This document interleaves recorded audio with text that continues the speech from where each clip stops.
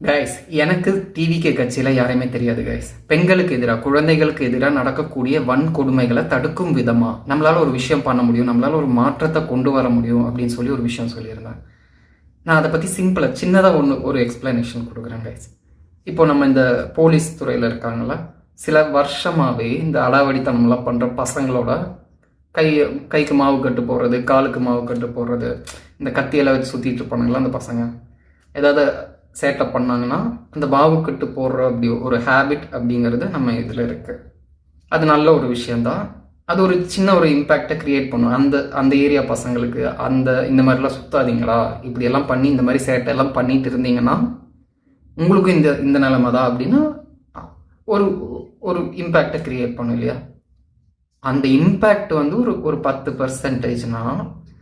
நான் சொல்கிற விஷயத்த பண்ணும்போது அதோட இம்பேக்ட் வந்து 90% இருக்கும். அது கொடுக்குற ஒரு கிரியேட் பண்ணுற ஒரு இம்பேக்டை வந்து என்னால் எக்ஸ்பிளைனே பண்ண முடியாது.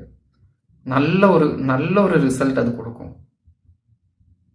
நான் சொன்னேன், இந்த மாதிரி குழந்தைகளை இல்லாமல் பண்ணுறாங்களா, இந்த மாதிரி விஷயங்கள்லாம் நடக்குதுல்ல, அவங்கள வந்து இந்த நாள் வரைக்கும் அவங்கள சேஃபாக கூப்பிட்டு வருவாங்க. கோர்ட்டு கேஸுன்னு கொண்டு போகிறது தான் வழக்கமாக இருந்துச்சு. இனிமேல் இப்போ வந்திருக்கிற ஆட்சி வந்து மன்னிப்பு கேட்குற ஒரு வழக்கத்தை கொண்டு வரணும். இவங்களால் பாதிக்கப்பட்ட அந்த குடும்பத்தையும் அந்த ஊர் மக்கள் முன்னாடி இவங்களை கொண்டு வந்து நிறுத்தி இவங்களை மன்னிப்பு கேட்க வைக்கணும், அந்த வழக்கத்தை கொண்டு வரணும் அப்படின்னு சொல்லியிருந்தார். எங்கள் அம்மா சொன்னாங்க, டே அந்த மாதிரி ஒரு விஷயத்தை எடுத்து பண்ணாங்கன்னா மிகப்பெரிய பிரச்சனையாகும்டா, அவங்கள அடித்தே கொள்ளுவாங்க, அதுக்காக தான் கொண்டு வர்றது. பட் அந்த அதிகாரிகளுக்கு அது பிரச்சனையாகும், அதிகாரிங்க அதுக்கு விட மாட்டாங்க அப்படின்னு சொன்னாங்க. நான் சொல்கிற ஒரு விஷயத்த பண்ணோம்னா அதிகாரிகளுக்கும் பிரச்சனை வராது, மக்களாகிய நமக்கும் கரெக்டாக நான் கொடுக்க வேண்டியதெல்லாம் சிறப்பாக கொடுத்த மாதிரி இருக்கிற ஒரு சம்பவம் தான் நம்ம ரெடி பண்ணியிருக்கோம். இதுக்கு முன்னாடி எந்த ஆட்சி இது பண்ணல, இனி வர ஆட்சி இது பண்ணும் அப்படிங்கிறதுக்காக நான் ஒரு கேஸ் ஸ்டடி என்ன பண்ணலாம், நம்ம என்ன பண்ணால் இது ரெடி ஆகும் அப்படிங்கிறத நான் ரெடி பண்ணியிருக்கேன். ஆல்ரெடி நான் வந்து ராஜ்மோகன் அண்ணா அவங்கள பார்த்து பேசலாம் அப்படின்னு எனக்கு ஒரு தாட். எனக்கு அவர் மேலே ஒரு பர்சனல் மதிப்பு மரியாதை இருக்குது. அவர் வந்து கல்வித்துறை அமைச்சராக இருக்கார். பட் இது யாரை பார்க்கணுன்னு எனக்கு தெரிய மாட்டேங்குது. உங்களுக்கு தெரிஞ்ச யாராவது ஒரு தலைக்கட்டு டிவிக்கில் ஒரு பெரிய இதில் இருந்தாங்கன்னா தயவு செஞ்சு எனக்கு ஹெல்ப் பண்ணுங்கள். நான் அவங்கள சந்தித்து நம்ம இப்படி ஒரு விஷயத்தை எடுத்து பண்ணலாம், இது வந்து இந்த மாதிரி ஒரு மாற்றத்தை கொடுக்கும் அப்படின்னு சொல்லி நான் அவங்களுக்கு எக்ஸ்பிளைன் பண்ணுறதுக்கு எனக்கு ஒரு வாய்ப்பாக இருக்கும்.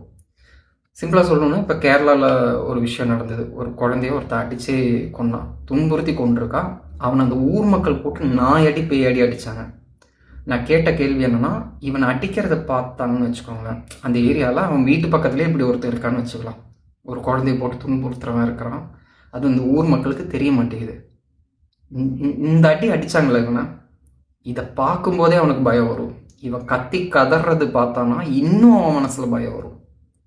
எப்படி ஒரு மாவுக்கட்டை நம்ம ஒரு பசங்களுக்கு போடும்போது அந்த ஏரியாவில் இருக்கிற பசங்களுக்கெல்லாம் நம்ம கொஞ்சம் சேட்டை பண்ணக்கூடாது, நம்மளையும் கூட்டிகிட்டு போய் இந்த மாதிரி அடிச்சு விட்ருவாங்க அப்படின்னு ஒரு பயம் வருமோ, அந்த மாதிரி நான் சொல்கிற ஒரு விஷயம் தரமான ஒரு இம்பேக்டை க்ரியேட் பண்ணும். அதிகாரிகளுக்கும் பிரச்சனை இல்லாமல், யாருக்கும் எந்த ஒரு இதுவும் இல்லாமல், ஒரு வழக்கத்தை மாவுக்கட்டு போடுறது அப்படிங்கிற மாதிரி இன்னொரு வழக்கத்தை நான் கொண்டு வரணும் அப்படிங்கிறேன். ஸோ எனக்கு ஹெல்ப் பண்ணுங்கள், கெஞ்சி கேட்குறேன். உங்களுக்கு தெரிஞ்ச யாராவது ஒருத்தங்க இருந்தாங்கன்னா எனக்கு சப்போர்ட் பண்ணுங்கள், ஹெல்ப் பண்ணுங்கள். நன்றி.